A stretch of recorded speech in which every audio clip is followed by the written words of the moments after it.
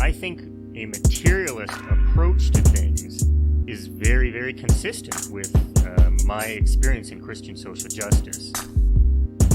I feel like the deeper I get into anarchist practice, the deeper my faith is getting at the same time. I would hope that, securing means of life for all would be something all people of faith would say, oh yes, that's at the basis of what we believe. Those who are most marginalized know the most about the true, the good, and the beautiful. To me, it's less that I think building class solidarity is a bad thing, as much as it seems like if you don't attend to things like anti-Black racism, that's always going to get in the way of building class solidarity, actually. And when you go back, you find that a lot of revolutionary grassroots participatory movements, the precursors to what you could call the barrio assemblies and these grassroots neighborhood organizations, a lot of these were sponsored by the church. What does it mean to say that the Christian tradition is internally contradictory and there are antagonisms there and you're always being faithful to some aspects and betraying other aspects? Welcome to the Magnificast, a podcast about Christianity and leftist politics. I'm Dean Detloff. I'm a PhD student at the Institute for Christian Studies in Toronto. And I'm Matt Bernico. I teach media studies at Greenville University in Greenville, Illinois. This week, we are going to talk a little bit about the Catholic Worker and the Communist Party USA. Surprisingly, I think we've talked more about the Catholic Worker than the CPUSA on this podcast, which is pretty bizarre, but we're going to talk about the bridge between them. Some pretty interesting stuff going on there. But before we do that, a quick note, a point of order here. We have a book club that starts on July 8th, or at least that week. And we'll be going through the book this summer, Communism in the Bible by Jose Maria Miranda. We talked a little bit about that book a while back for an episode, but we're going to go through it. It's really great. It's short. It's pretty simple. It's profound, but it's not like bogged down with a ton of footnotes or anything. And it's interesting because it goes through biblical texts and tries to make some interesting points about communism. So it's super accessible, and we're going to go through it together pretty casually week by week. You can get in on that book club at our Patreon at patreon.com/the Magnificast, and you have to give us $2 and then you're in.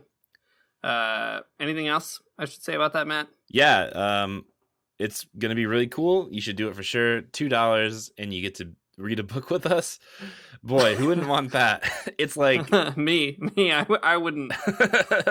I would love to not read a book with myself. Yeah, other than that, we'll be kind of organizing like a group Skype or Hangout or something later next week. So go ahead and get the book. It's not very expensive. It's on Whiff and Stock for like $12. You could also buy it from Amazon, but don't. Yeah, just do it and read it with us. It'll be fun. Okay. Yep. So now it's time for everyone's favorite part of this podcast. I mean, probably. It's my favorite part. It's definitely my favorite part too. I mean, I love communism. I love the Catholic Worker. But what I really love is telling people how to live their lives on Reddit.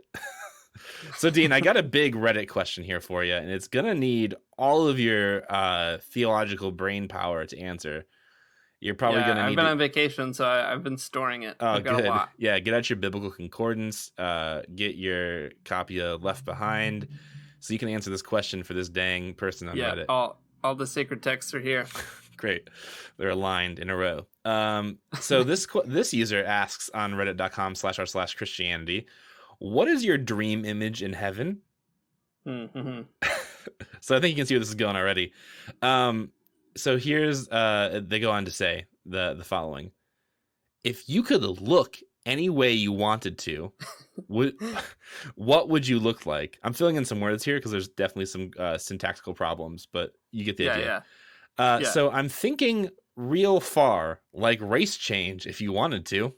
Yikes. Then the user finishes this thought saying, I would look like Sora from Kingdom Hearts in heaven. Oh, yeah. So here's the thing.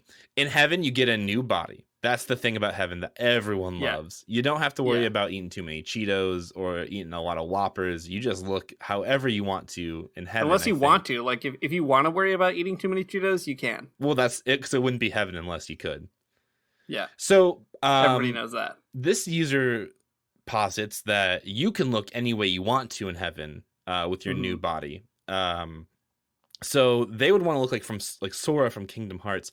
So what would you choose, Dean, if you could look like anything in heaven? Or is this even possible theologically? I suppose. Yeah. I mean, it's definitely theologically possible. This side of heaven, it's hard to tell. I mean, once I cross over that sweet bridge onto the other side, I'll probably have just a wave of revelations of what I really do want to look like. But just on this side, I think. I don't know why I'm thinking of this right now, but probably like Mickey Mouse from Kingdom Hearts. Yeah. I think that is what I would want to look like. Yeah, that makes a lot of sense to me. I think that once you get to heaven, you definitely all your thoughts become way more Kingdom Hearts focused. Yeah. I mean, we all know Kingdom Hearts has been beamed down as divine revelation. So yeah, that makes sense. I would pick the Hamburglar from Kingdom Hearts. Yeah, that's pretty good. Kid Vid from Kingdom Hearts is my favorite Kingdom Hearts character. Luigi, maybe. Not from Kingdom Hearts, but I would like to look like Luigi. Yeah, that sounds good. I feel like I'm actually less concerned with how I would appear and more concerned with what kind of new superpowers I would get. I want to pass through walls. Right. I want to fly around. I want like all the powers you can have in Second Life. But I want it to be my actual second life. Sort of a no clip mode, but for the world in heaven. Yeah, exactly. Yeah, exactly. okay. That's why they call it Second Life, Afterlife. That's why they call it that. All right, yeah. So we got that one answered. You can look like whatever you want. Definitely, it probably will be a Kingdom Hearts character though. So start your brain going in that direction, and when you die, you can look like Kingdom Hearts characters. Get on that grind right now. You can practice. You can start making like a collage of photos that you would you could be buried with, and then when you're on the other side, you just show God the book. Yeah, you have to put them together like in ancient Egyptian pyramids. You have to mummify the images of Kingdom Hearts characters if you want them by your side. That's it. All right, I've got one for you, Matt. Oh, surprise. Good. All right. So the first question, the question itself is not so complex, but we get some good examples that fill it out. So the question is simply, is there any allowance of curse words? Now, I know what you're thinking. We've dealt with this before in the podcast, and that's true, but I just want to kind of put these examples on the table. So the user goes on to say, what if my friend, and okay, apologize. You should turn down the volume if you're in mixed company because I'm about to say a cuss. I'm going to mark this episode as explicit in iTunes, just so everyone knows. Yeah. What if my friend did something sick, like doing a backflip and putting pants on at the same time? Am I allowed to say, that's fucking sick, man? Or is it considered a sin? Or what if I fall and break my arm and I scream, shit? Is that a sin? So just a couple of real-life situations where this whole question really comes to a head. Is there any allowance of curse words, Matt? How can we really determine what situations is appropriate and which ones are not? Right. So here is how I would answer this question, biblically speaking, in terms of the Bible and theology. So if it's your friend that does a backflip and puts on pants, yes, it's a sin. You can't say the F word, the S word, any of the words. It's just the G word. Yeah, the J word. They're not good. But here's the thing, though. If it's Jesus who does a backflip and then puts on pants, you can, because now this is where it gets a little tricky and the Bible comes in. If you don't praise Jesus, the rocks will cry out. So in that sense, you do have to say you have to say they will cry curse. out with a chorus of F words. Yeah. The rocks and the trees will be like, damn, Jesus, great flip. Yeah, and it'll sound worse because it'll sound like they're saying Jesus in the bad way, even though they're not. They're not, though. I mean, because like they're contractually obligated to cry out. So you gotta they're do compelled. it. It's a cry of horror. They don't want to do it. They don't want to swear, but you're making them. Listen, their bodies are not made for that kind of thing. But unless you do a curse in that situation, they got to do it. Part of the divine plan. The rules. That's it. Yeah, I think you're right. I've read that before. Yep. That's all I got. All the questions are basically, surprisingly, people are pro cursing on the subreddit. No way, really? Believe it or not. We've got a nope, saying bad words is not a sin. That's first. Second, the Bible doesn't explicitly say using curse words is a sin. We've got that. It's just rude. So, I guess that's a different question. Here's one. It's only a sin if you say it at someone to be malicious, but not if you mess up. So messing up is fine. Okay. Where were these people it. when we were being dragged on Twitter for being cuss people, being part of the cuss caucus? Because they could have come out for us at that point, but they didn't. They didn't. We won't forget it. We sure won't.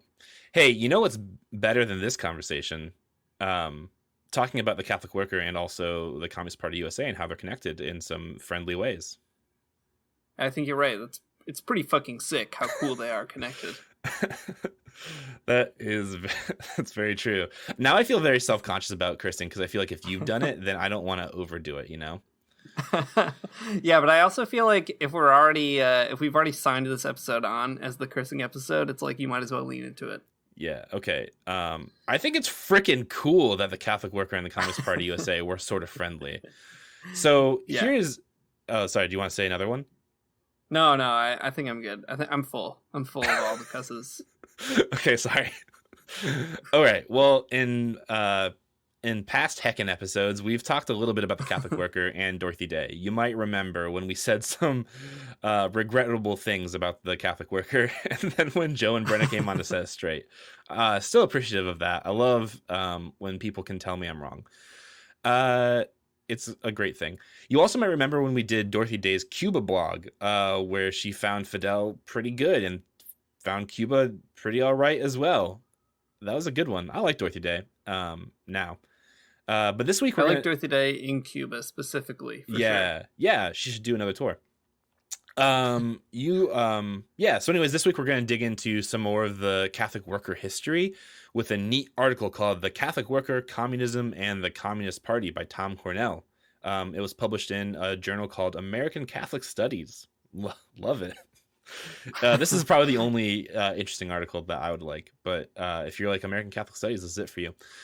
So this article highlights a pretty neat history, but what's even cooler is that Tom Cornell himself is a Catholic worker and was present for some of the things that goes on in this article. If he wasn't present, if it happened, before his time or whatever, he talks to people who were directly involved. So it's like a real firsthand account, but sometimes secondhand account, but pretty good. Overall, though, this article is like a history of the, usually friendly exchange between the Catholic Worker and the Communist Party USA in the 20th century. Which is a history I did not know about, and now I feel better that I know it. I like it. I like knowing things. This history is pretty important to bring up, though, because I think it highlights a time when Christian leftists were actually pretty involved with the communists. Against all odds, a friendship that no one would ever expect, but here it is. It's a cool history that just shows like the precedent for Christians and communists working together, but in the U.S. this time rather than in Germany or whatever we talked about in the past. Yeah, that's right. I think too that conversational style, because Cornell was, personally involved, is really a value for the article, because it's not like a dry collection of quotes and citations or whatever, but it's like these are the things that a person actually experienced and went through and has an interesting perspective. I think that also kind of leads us to be able to ask further questions about some things that Cornell says, or the way that he puts certain things, and lets us get some other themes on the table. So hopefully that will go well. But let's start out. Let's find out. So right in the beginning, Cornell is basically trying to dramatize this relationship, like you were just saying, Matt, between Christians and communists as an unlikely story of friendship, but it's not that unlikely if you are part of it. That's kind of what he's trying to communicate. And he starts out with a really interesting paragraph saying this: all her long life, after her conversion to Catholicism, Dorothy Day maintained that she owed her communist friends a debt of gratitude for opening her heart and mind to the poor and the workers' needs. And she said that, quote, they are atheists indeed who do not recognize the face of Christ in the poor, end quote. She found them more congenial than smug, complacent, self-satisfied Christians who cared only for their own interests. Not that all or most Christians are like that, but Dorothy noted that St. Peter casts a wide net, and that among the catch are many a blowfish and not a few sharks. I love that. It's a really homey line. Yeah. So a couple of things to note as a background. If you don't know already, Dorothy Day, she's the person who founded the Catholic Worker, and that's what she's known for these days. But before she did that, she was quite close with the Communist Party, even writing as a journalist for some of their magazines and newspapers. And she had close friends in the party, and she kind of hung around them. She was never a member of the party per se, but she was a member of the Industrial Workers of the World, and many of the IWW folks kind of filtered into the Communist Party over time. So she's someone who's very involved in that scene, and she's familiar with them. And even though she doesn't kind of throw her lot in with them, she doesn't kind of lose them as friends or as influences. And I think that's a really interesting thing that Cornell draws us back to. Like, you can't make a hard and fast division between one time she was palling around with communists and then she converted and she was just a Catholic who kind of like gave that stuff up. Certainly there's a complicated relationship that happens after all of that, but it's not this kind of clean break. And I think that's a good way to kind of ease us in here. Yeah, totally. I think, okay, that's a good way to ease our way in. And I think what I would like to do now that we're easing is to like double down or re-emphasize the point that Dorothy Day was like in an important and meaningful way, like actually a communist. Yeah. So yeah, the article kind of begins laying out the relationship between like Day's early communist lifetime. And it just says this. She was, as she once wrote, a communist herself at one time. In fact, Dorothy Day was never a member of the Communist Party. What she meant was that she worked for a time for an organization controlled by the Communist Party. It was common usage to identify as a communist if one were in substantial agreement with the Communist Party program or worked for a party front organization. Okay, so she wasn't a member of the Communist Party as such, but she was in accord with their, she agreed enough with their program that she would say she was a communist. So there. I don't know. It seems important to me to say that, or at least it complicates the narrative of her life, just like you kind of said a minute ago. So there you go. She was an IWW member. She was a communist, and then she was Catholic and still a communist, but different. I don't know if she was still a communist when she became Catholic. I think that might be a. You think that's too I'll much? have to think more about it.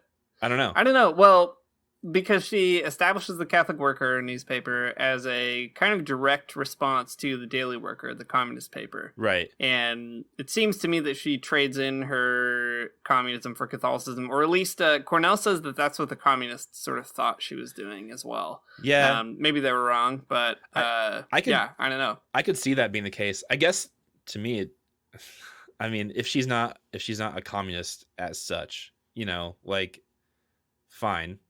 But also, it seems like she's still kind of a communist. Yeah, yeah. She's clearly like stamped by it. Yeah, and it's the case that like she does have ideological differences with them. The CPUSA for sure, right? Like that's like a huge part of why Catholic Worker probably was started. But at the same time, it's not like she disagrees with them about like why communism is important or something. Yeah, sure. You know what I mean? Like she doesn't go back and say like, well. The workers owning the means of production is bad now or something, I guess. But maybe that's too low of a bar. True. So maybe it's inexact to say that she was still a communist after she was a Catholic, but there's something going on there still. Yeah. No, I think that's good. Well, that's maybe a good way to talk a little bit more about this relationship. Cornell goes on to say, her old radical comrades would never understand her attraction to religion. And if she had to join a church, why the worst of them all? Because it's the biggest and most powerful, and become a Catholic. The Communist Party claimed to be the vanguard of the working class, but wherever Day lived, in Oakland, LA, New Orleans, Chicago, and New York, and in Mexico, the workers and immigrants were to be found in the Catholic Church. That's where Dorothy wanted to be too. But why join a church? As a communist, she explained, she knew we cannot struggle alone, but must join with others. So it has to be in a spiritual battle. We're not meant to travel alone. I think this is interesting. Cornell seems to be kind of suggesting something about the working class and Day's desire to convert as a result of solidarity or something. I think that is probably putting it a little too strongly, but it's probably fair that that's a piece of it. Or, maybe at least she found that a more congenial way to move from the Episcopal Church that she had grown up in to the Catholic Church. Who knows? Not me. But in any case, it is an interesting point that she found within the Catholic Church not only a way of being in solidarity with them because of, they like went to mass at the same time or whatever, but like she was committed to being together with them in this kind of faith experience. And I think that's a pretty interesting point. Exactly how that relates to communists, I don't really know. But it's an interesting window onto her own understanding of her faith. Yeah, I think it's important to parse it out too, because you don't want to say that Dorothy Day became a Catholic because like that's just where the workers were or whatever, because she was like an opportunist or something, because like she actually believed in it. So that's an important piece. Yeah. Okay. Yeah, that and also you wouldn't want to say that communists were sort of alienated from the working class because they weren't Catholic or something, which would be disingenuous right. as well. I mean, that's disingenuous. I mean, we've talked about the history of communists in the United States and North America, and that's not really been the case. So, right. I mean, sometimes, but usually not. Yeah. Cool. Well, as a Catholic, she did a bunch of stuff, like start the Catholic Worker, but she was also a journalist, notably for Commonweal and for America Magazine. Dean, you're in good company, I guess. Hey, it's true. Yeah. Yeah. So she worked for those magazines, and that's all pretty cool. There's this kind of interesting tension, though, that plays out as she's like, living into this Catholic identity and being interested in the things that she's interested in. There's like this one kind of narrative that comes out in this article where Dorothy Day is watching like kind of a protest march in Washington. So I'll kind of quote from the article here and talk through it a little bit about what's going on. Okay, so Dorothy's heart swelled with pride as she watched tens of thousands, men and women, march bravely past Herbert Hoover's White House in the Capitol, demanding such radical innovations as unemployment compensation and old age pensions. Not long before, World War I veterans had marched on Washington to petition for early payment of promised bonuses, only to be choked by tear gas and clubbed by soldiers on horseback. Dorothy wanted to be with them in the streets, but she could not, because she knew, as most of the marchers did not, that they were communist-led and that the Communist Party held that atheism was integral to scientific socialism, and that they hated, in particular, the Catholic Church. So she stood on the steps of a federal building, there only to take notes. So this is kind of like a weird situation, because like Day is excited about kind of the motivations of the march, but she's like kind of weird about it because it's communist-led. She can't give herself over to it because about the assumptions that she makes about atheism and communism, when I don't think that the communists would have cared either way what she believed, but maybe they would have. I don't really know, but it's an interesting kind of development in the story of like the way that she thinks of herself as a Catholic and how she negotiates her her political situation in light of her kind of identity shift. Yeah, it's a really bizarre story, I think, because it's probably fair to say that a lot of members in the Communist Party would have viewed her conversion as a regression, right? As a move away from radicalism. And I can understand that, and I can sympathize with her feeling uncomfortable with that. Like, that's fine. But a case like this is so weird because... So this is a march that was organized by the Communist Party, but not in such a way that everybody's carrying Communist Party banners, right? Communists are smart enough to know that that's not really the best way to organize most of the time if you want to get anything done.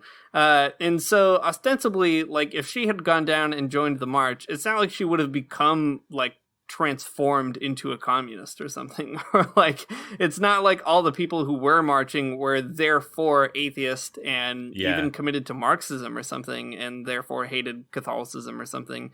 So it's strange, all we have here is sort of Cornell's recollection of this event, and I know that Dorothy Day has written quite a bit about it herself. I haven't read it, but so who knows? Like, I'd be curious to maybe go back and figure out more of what she thought about that event.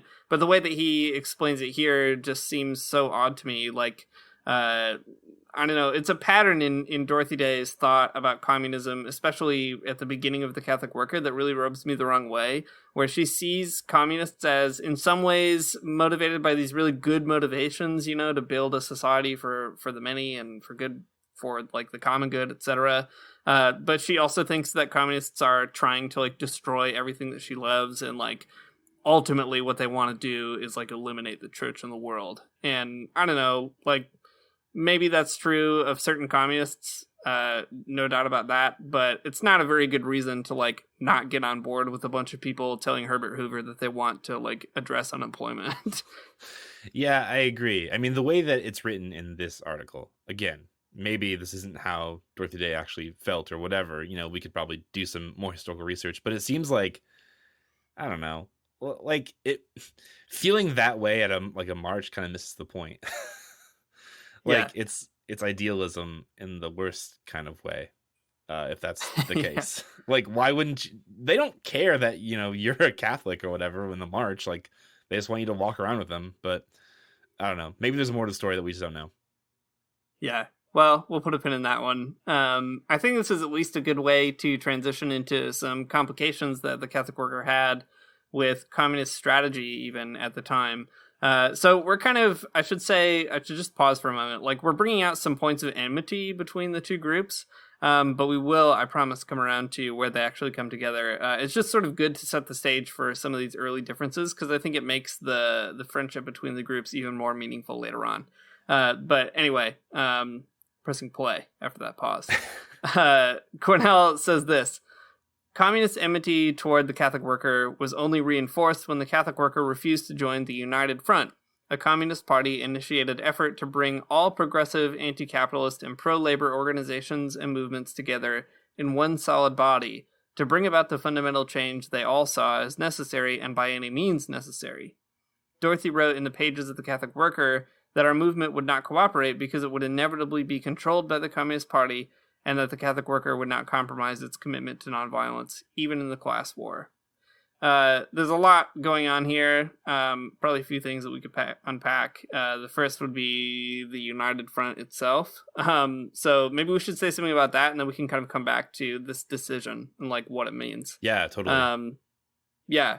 I don't know, Matt, do you want to introduce the United Front? Yeah, in brief? I'll do my best. Okay, so the United Front is like a piece of Leninist political strategy. It is like, if I remember, if I remember my days from Marxist-Leninist school, I never went, but just if I do remember them somehow, it's like it's a suggestion that like Lenin made to the British Communist Party to like kind of make like a big coalition around the Labour Party in the UK, and that was like their way of fighting against capitalism, you know, getting like a lot of people on board to this big thing that isn't necessarily like advertised in big flashing letters as communist, because that's, you know, sometimes not a popular thing for people.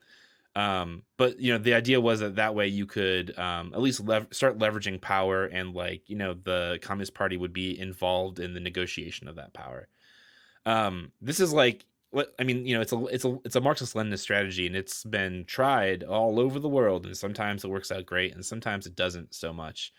Or at least it didn't work out so great for the U.S. because, well, as you can see looking around you, if you live here, there's no Labor Party, and we're not all communists, so it didn't quite pan out. There's a lot of historical things going on there that we can't just do.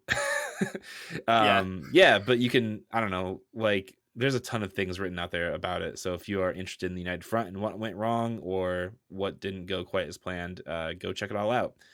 Yeah, but the Catholic Worker in this article, at least, they didn't join for some like really interesting reasons, and I'm not really cool with the reasons they didn't. I mean, that's obvious because I'm partial to one side. I'm actually partial to both sides here, but I think that the argument is, I guess, kind of complicated. So basically, Cornell says that they didn't join because it might. So first of all, the communists would be in charge, and that was something that they were afraid of for some reasons. But the other reason was that would kind of compromise their position on nonviolence. And I think that's also an interesting reason to object. One that I don't necessarily find that compelling, but again, I'm partial to one side here more than the other, I guess. Yeah, it is strange because by joining the United Front, they wouldn't just be abdicating their own say, which I think is a bit weird. You know, they certainly would have to find a way to negotiate with the Communist Party and many other groups as well. But the impression that at least Cornell communicates that if you join the United Front, then the communists just tell you what to do and you do it, is not true or very good. Right. It wouldn't have been true at the time. Yeah, totally. I mean, so the little bit I've read about the United Front, and again, let me emphasize it's like little, and then maybe I'm missing some of the nuance here, is that they were also trying to organize around a labor party, but they were kind of like having a hard time agreeing on what exactly they should do. I don't know. It's just like, on the one hand, you have like this, Cornell paints this picture where it's like, well, if we join them, then we have to listen to what Moscow says or whatever. But then on the other hand, I don't know, in the accounts I read, they were like, I don't know, like we couldn't really figure out what to do with the Labor Party, so we didn't end up doing it. It didn't work out the right way, and I don't know. Again, maybe that's painting the picture too loosely, but I don't know. It just seems like there's some discrepancies in this history. Yeah, for sure. And I think it's the weirdest thing is I can see Dorothy Day feeling this way about the United Front, and that kind of is strange, though it's encouraging that she does sort of change her mind about these things, like we've noted in the Cuba stuff. And the other being nonviolence, right? So if you join the United Front, then you might have to compromise your stance on violence. And probably it would be true that you would have to find a way to support a diversity of tactics in a group that you are part of. That might be true, but you wouldn't necessarily have to, it's not like the Catholic worker would then get conscripted into like the Communist Party army or something. Like, that's not how it works. Right. So yeah, I don't know. It seems weird, and Dorothy Day is endlessly frustrating to me sometimes when it comes to her judgment of other lefties. But maybe that's a good way to start bringing us around to where there are some sympathies and affinities.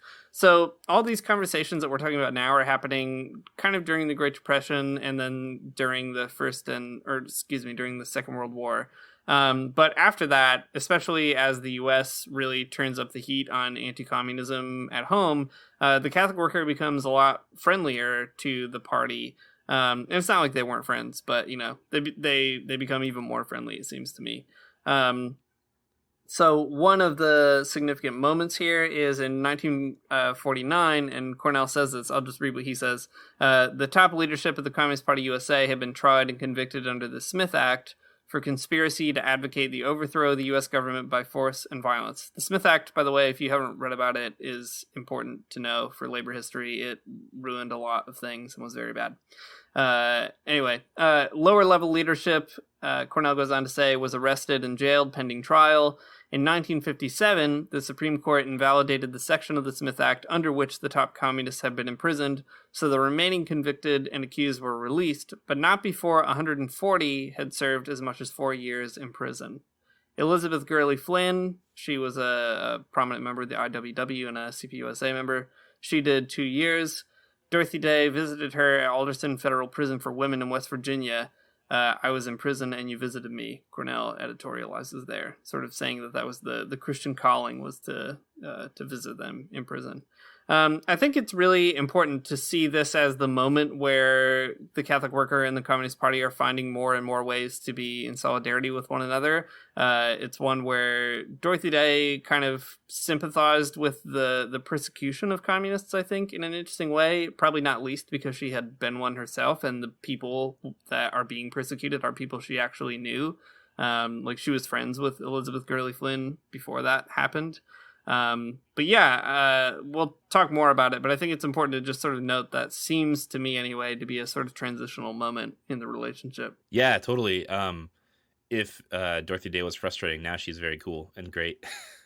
Yeah. The stories of her visiting people in prison are pretty touching, and it's clear that she actually feels for these people and is visiting them because she likes them and not just because I don't know, it would be the good thing to do or whatever. Yeah, there's so many other people from the Communist Party who end up going to prison because of McCarthyism, and it sucks. It really frickin' sucks, Dean. I don't like it at all. So she visited a bunch of other people in prison too who are Communist Party USA members. One that is notable that Cornell talks about in this article is a guy named Morton Sobel, who served almost 18 years in maximum security prisons. Many of those years, though, were at Alcatraz, which is particularly bad and terrible. So then, after Sobel was eventually released from prison, Robert Gilliam, one of the associate editors of The Catholic Worker, got him to come speak at a meeting of the Catholic Worker after his release from prison in 1969. At the time, Sobel was not really interested in talking to anybody, and he was always refusing invitations to speak. But when the Catholic Worker asked, he said, "I can't say no to Dorothy Day. When do you want me?" So like, this story is like fun, but it kind of shows a type of, that Dorothy Day's solidarity had sort of earned her the respect of the communists. Cornell goes on to say that the Catholic Worker had even solicited funds for his defense. So this is something that Sobel obviously remembers after he gets out. So it's like this moment where Dorothy Day is like showing up for these people, and that's pretty cool. Even someone who was in, maximum security prisons. So Dorothy Day is a person who is clearly very good and willing to visit communists in prison. But it's like kind of a demonstrative moment where the Catholic Worker and the Communist Party, like actually have some solidarity with one another, and that the enmity that was expressed previously, I think, is kind of fading. Yeah, there's a really great illustration of that coming together as well, where Cornell goes on to say, right after what you were just talking about, something about his own story. So Cornell went to prison. He doesn't say for what, but it says here, Morton Sobel, his daughter gave my family a generous gift when I was sent to prison. Mort and I later shared a panel on prison reform or abolition. I had served 5 months in medium security, baby time, in jailhouse jargon. It's the worst TV show. He seemed a likable man, but he told me that he made not one friend in all his time in the max. I think this is also a really touching story because there's this kind of shared camaraderie by virtue of both having gone to prison for presumably what they believe in. And I think that it's interesting to see these two groups as, they're both targeted by the American state. Who knows exactly why, but they're finding these ways of not only expressing a shared spirit or whatever, but even material kinds of solidarity, right? Like soliciting funds for defense. This idea of this communist giving the daughter of a communist giving a gift to the family of a Catholic worker because one of their family members is in jail is like very sweet and kind. I think that's like a beautiful kind of illustration of how these two movements are parallel for sure, but not sort of, two solitudes or two like isolated groups just doing their own thing. Yeah. I think that is exactly what it shows. And that's part of that friendship, that legendary crossover that no one has ever attempted before. That's right. Yeah. The American leftist cinematic universe. That's right. Man. Okay. I was going to no superhero jokes right now. I think we can't do that. So there's a lot of other stories too, where Dorothy Day really shows up for people in prison, or if not shows up directly, kind of demonstrates a type of solidarity with them. Another story that sticks out to me in Cornell's piece is this time when Dorothy Day wrote really sympathetically of Ethel and Julius Rosenberg at their execution. If you don't know who Ethel and Julius Rosenberg are, you're missing out on a really big story in the history of the left in the United States. Basically, they were Communist Party members. Julius was kind of like a spy for the Soviet Union, and they were both tried and they were both sentenced to death, and that sucks. People were not super thrilled about that. Let me rephrase that. Leftists were not super thrilled that they were sentenced to death. I think a lot of other people were pretty thrilled about it. But even the Pope was not thrilled. Yeah, a big deal. A very anti-communist Pope was not thrilled about it. So that's good, I guess. Yeah. Well, Dorothy Day wrote some kind of interesting reflections, some really sweet reflections and pretty heartbreaking ones too, about their execution. So I'm just going to read a little bit of them because they are pretty telling of her sympathy for them, and also I think for her just overall demeanor about politics. Mm-hmm. So Dorothy Day writes, at 8:00 on Friday, June 19th, the Rosenbergs began to go to their death.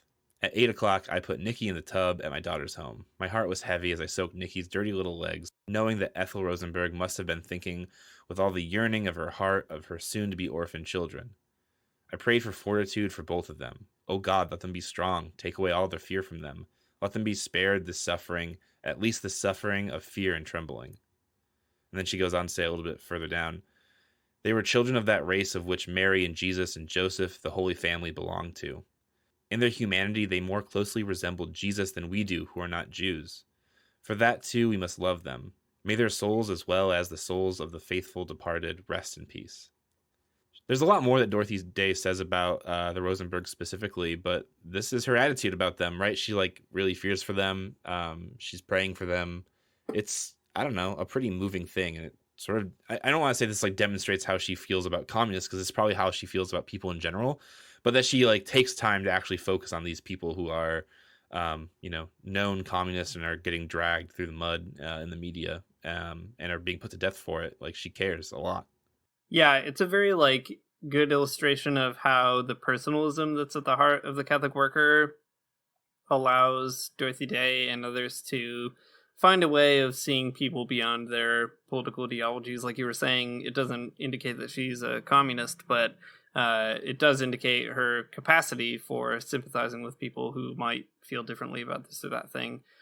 Even if she, has like misgivings or whatever, she's capable of kind of summoning some real, like actual, totally sincere and genuine empathy. And I think that is an amazing testament to her anyway. And it's something that communists noticed.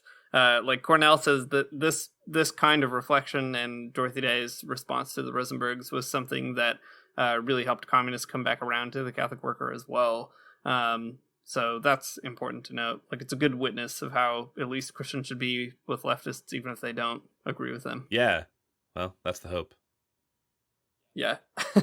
Well, talking about the Rosenbergs is also a good time to talk about the Red Scare. And Cornell talks quite a bit about it. So he kind of looks at the Red Scare as a moment in time, again, that draws the Catholic Worker and the Communist Party together, saying this: during the Red Scare, fear paralyzed many people who might otherwise have raised their voices in defense of the U.S. constitutional rights of freedom of speech and association for all, including communists.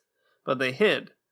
But among those who refused to be cowed, who agreed to support the civil rights of communists, to stand with them in public, were Catholic workers and members of the War Resisters League. And then he says something kind of funny that we can talk more about. He says, we did so not because we agreed with the Communist Party philosophy, but because we objected to breaking the 7th commandment. I think you might mean the 8th commandment, but who knows, by the sins of calumny and detraction, and as Americans who value our Constitution. So 2 things here kind of stick out to me anyway. The first is that he is kind of mustering up this vision of the Catholic Worker as people who stand on the line for folks who are having their rights taken away from them, whether they agree or not. And I think that's cool and true and a very good thing. The other thing that stands out to me is this note about Americans who value their Constitution, because that is not actually what I think of when I think of the Catholic Worker or Dorothy Day very much. Yeah, totally. But that's fine. Maybe Cornell is into the Constitution and that's his reason for doing this. It's up to him, I guess. But it was a funny line to read anyway. Yeah, totally.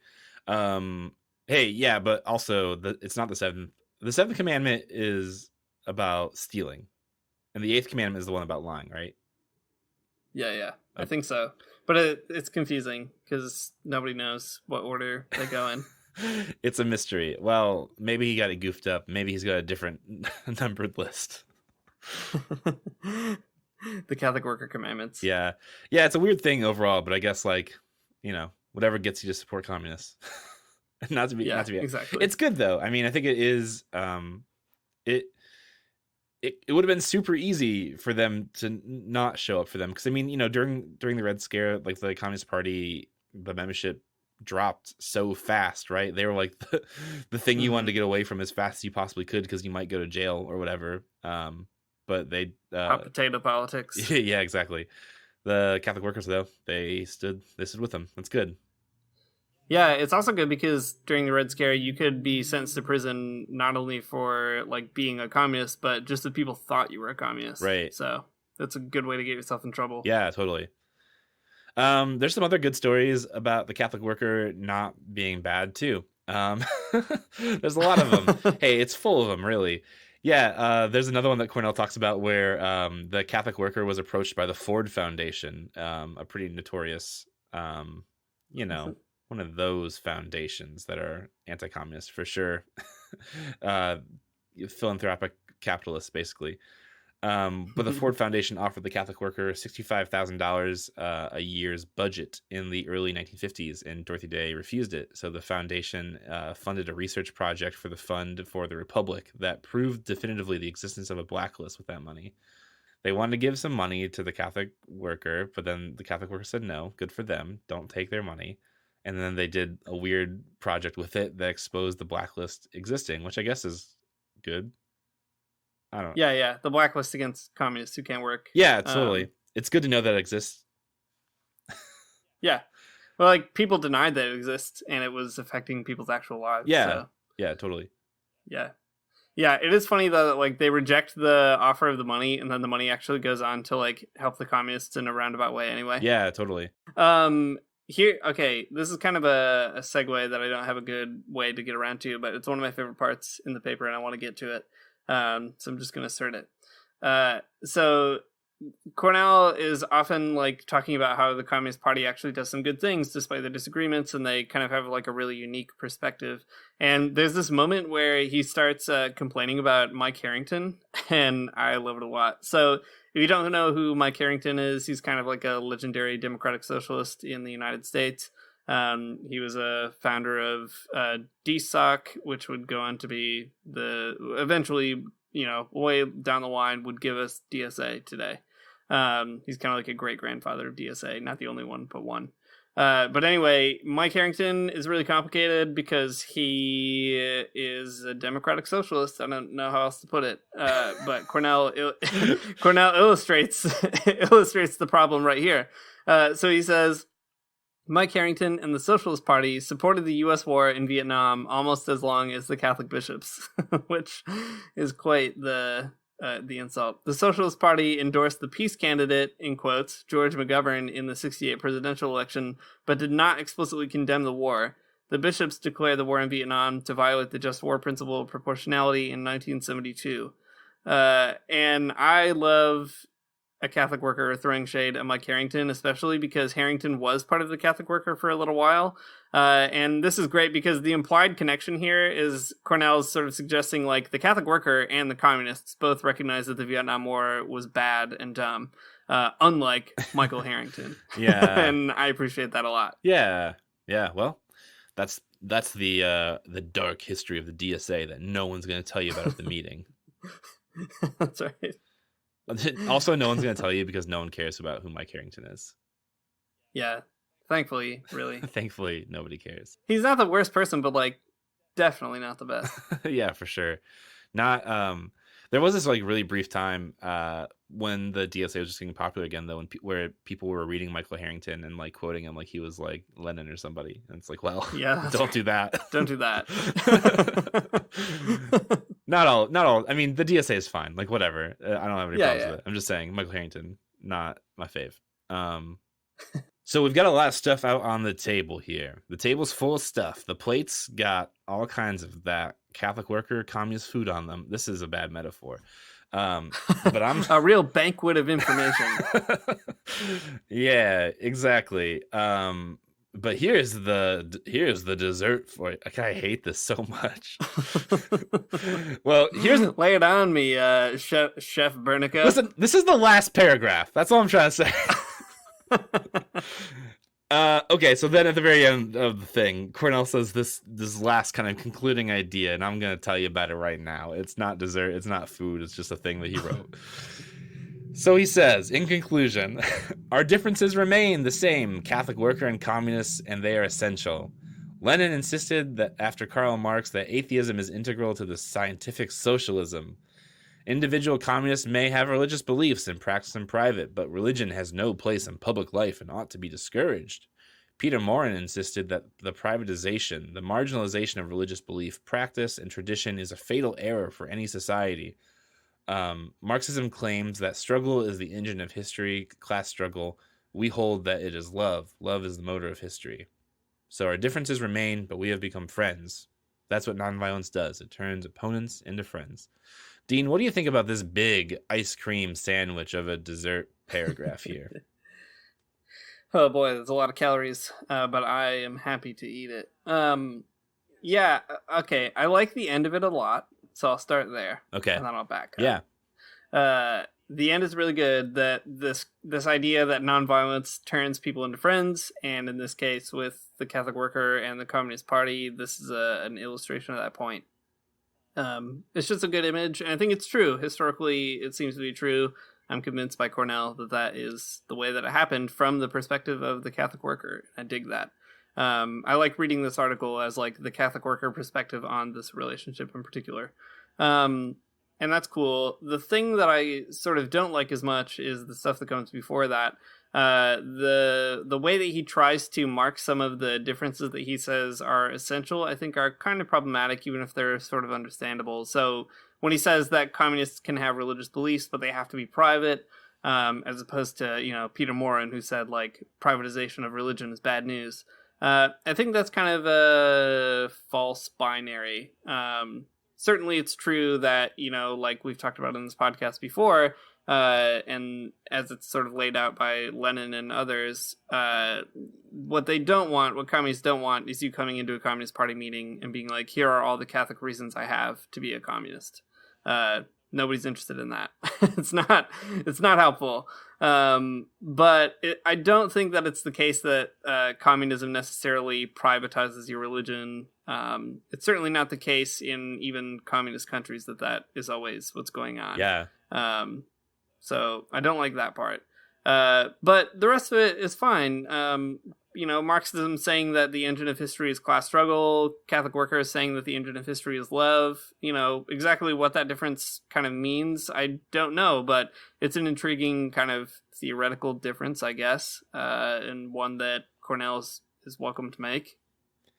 Yeah, I agree that it is a false binary, or at least, yeah, I guess I would say it's false binary. I'm not going to weaken that stance at all, because I have 119 episodes of a podcast to prove you wrong. Yeah, I get the sentiment for sure, right? Like that is the assumption that communists are all scientific socialism and no religion or whatever. But like, maybe this is also a problem just of periodization too. Like, right? Maybe that would have sounded more true to us if we were communists and it was 1940 whatever. Right. But it's hard for me to see that or like really understand that as like a really strong dividing factor, like on this side of things like religious socialism or like the Religion Commission, the CPUSA, or every single thing that happened in like Latin America, like Camilo Torres or whatever. It's hard to see that like hard division between that. It's just hard for me to think of communism as something that is like necessarily atheistic, and like I get that like a lot of people are, and like that's totally fine, and I understand sort of the critique of religion, and I think that critique is usually pretty good and sometimes not, but still it just like doesn't like click in my brain that these two things need to be opposite of one another. Yeah, for sure. And you're probably right to say that thinking of this as a periodization is the way to go to sort of contextualize it. But yeah, I don't know. The thing that's difficult about this is that you can find communists who are like this, and they're annoying and the worst. But they do exist. They're out there. I've met a few of them, and that's no fun. But like in my own experience, hanging out with a real life Communist Party in Canada, like pretty much everybody knows that I'm a Catholic, and anytime I'm at a Communist Party function, if there's like if someone like finds a weird theology book on their shelf or something, or like on the street, they just like intentionally give it to me. Like they're not discouraging my religious practice. In fact, I should say one communist friend of mine went to Mexico not too long ago and brought me back a book of James Cone, God of the Oppressed, and he was like, I just saw this at like a bookstore for like $1, so I brought it. And like it's so sweet and kind. And in any case, it sort of gives a lie. Maybe that's a generational difference, who could say? Not me, of course. But yeah, I don't know. I'll leave that to others to figure out, because we can't adjudicate that. Yeah, for sure. Huh. I don't know. It's just interesting. I maybe this is also, maybe periodization. It's also an American thing too. Like you can't get away from religion in America either. I don't know. It seems such a weird thing for me to think about. Yeah, I sort of wonder too how much of this perspective here is based in what I think is kind of a wrong perspective that Dorothy Day holds about certain communists. Um, I think that she has a picture of what communism necessarily is and has to be, and I just think that she's misguided on that myself. Yeah, and yeah. Oh, I was just gonna say, I wonder how some of this, I wonder how some of this would change, like, before and after her trip to Cuba. Like, maybe it wouldn't change a ton or something, but like, it seems like there are some generalities and some, attitudes that she expresses in the Cuba blog that are a little bit more nuanced than like the portrayal here. Yeah, I think that's probably right. Someone should write a dissertation about that. Dorothy Day's long, weird relationship to communism. The pre and post Dorothy Day Cuba blog dissertation. Yeah, that's a great title. That's what you'll call it. And you're, the group of people that will be judging your dissertation, they'll be like, "Yep, this is great." We don't need to read any further. We know the quality of this work. Boy. Okay, so now we have all of this history. We've supped at the table of this history, and we're full. Indeed, my belt is bursting. So full of food, it's gonna come out everywhere. What do we do with it? What does any of this history mean for us? I mean, like, maybe there's some things we could say about self-understanding as Christians and communists or something, but I don't know. What does any of this matter, do you think, Dean? Yeah, it's a good question. I mean, what I think is so intriguing about this article in particular, and what I like about it, is that, like so many things we talk about on this podcast, it really complicates a situation that people think is simple. So in this case, it does that in two directions. One being a story about the Catholic worker and its opposition to communism, which is, founded in certain things that are true, especially like we talked about in the beginning of the episode, but is definitely not the whole story. And Cornell talks about so many more examples of how these two groups are together, even to the point where, like, some Communist Party members, when they died, they, like, left all their things to the Catholic worker. So, it's like, these are two groups of people that are trying to be friends, and that's a story that doesn't usually get told. The other kind of side of it that I think is really useful is that it tells us more also about the Communist Party and how, like, they were also reaching out to groups like the Catholic Worker to try to build the Popular Front or the United Front. And they also had a vested interest in maintaining friendships with other people who were also being targeted by the U.S., war machine, capitalist machine. And I think that is, like, a really neat story, too, that gets embedded here. You get, like, a really intriguing angle on the Communist Party USA. Yeah. I don't know, Matt, what really sticks out to you? Yeah, I totally agree. The Communist Party USA history is the interesting thing to me. I mean, it's all interesting, but having gone to grad school and wrote my thesis on Marx, it's so weird how little I actually know about communist history in the United States. I know a lot about Europe, and I can kind of tell you some stuff about Russia, and I can tell you a lot about Italy and France, but it's interesting how, like, this part of the history of the left is something I just don't really know about for, probably some political and ideological reasons, but it's just a weird thing. It's a weird thing that's left out, and I think that there's some interesting things to think about when you're talking about organizing a mass movement when it comes to these types of ideas, right? That you can't be exclusionary just because people believe something that's a little bit different than you or whatever. So that seems important. It also strikes me too, just like of how, in the 30s, the 20s and the 30s, before, the Cold War, well, before McCarthyism, I suppose, how just, like, much of a force to be reckoned with the Communist Party was. It was well funded because, because Russia, but so what? I guess it's just like, it's such a different world to think about. Like, what if the CPUSA was extremely well funded and had party discipline that could, they just tell people to do things and they would start organizing. It's just an interesting idea, an interesting thought experiment, and to see how far we are from that kind of thing. Yeah, it is. No kidding. Yeah, encouraging, discouraging in its own ways. I'm not trying to throw shade at the CPUSA or whatever. I'm just saying it's like, no, it's very different. It's not the CPUSA's fault that the Soviet Union fell either. So. Yeah, that's true. It's Khrushchev's fault. Man, getting full tanky on the podcast. Real anti-revisionist powers.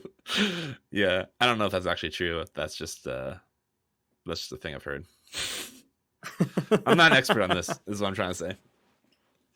That's just the thing I've heard is the ultimate description, I think, of communist culture in the 21st century. That's just the thing I heard is like the main line of every communist podcast. Well, that's why we'll keep reading these historical articles. Yeah, until somebody comes and funds us. Yeah, that's right. But we'll give our listeners more things that they can say. That's the thing I've heard. Yeah. So we've heard it. It's a thing that we've heard. Now it's a thing that you've heard too. So that there must be something to it. Hey, if you like what you heard, if you like this thing that you just heard, and I know that you do, you should support us on Patreon, patreon.com/the Magnificast. If you sign up now, you can join our cool book club, and you can hear things, but not from us, from a book. And that's really the good place to hear things from. Cool. You can also follow us on Twitter, twitter.com/the Magnificast. Hey, Dean and I just remembered today that we actually have a Facebook group called the Magnificast Basement, and there's a lot of people that were waiting to be approved to that group, and we did not know it because we're complete idiots who don't use Facebook. So you're all in now, and it's great, and you can join it too and be a person who waits in a list for a long time. That is great. You could be that person. So join our Facebook group and talk to us about whatever you want and tell us things, or don't. Cool. Hey, the music, the intro music is by Amaria Armstrong. The outro music is by The Illogical Spoon. We'll see you next week with another episode of the Magnificast, and also the Damnificast makes its triumphant return to your podcast listening. I don't want to get up for church in the morning, souls alive. Heaven come to earth and there won't be no church. We'll meet down by the riverside. There we'll swim with all creation. Never get tired, never bored. Don't worry, someday there'll be no dam between us and our Lord.